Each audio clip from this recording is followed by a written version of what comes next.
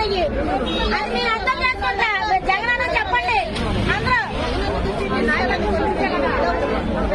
జగన్ దృష్టి తీసుకెళ్ళి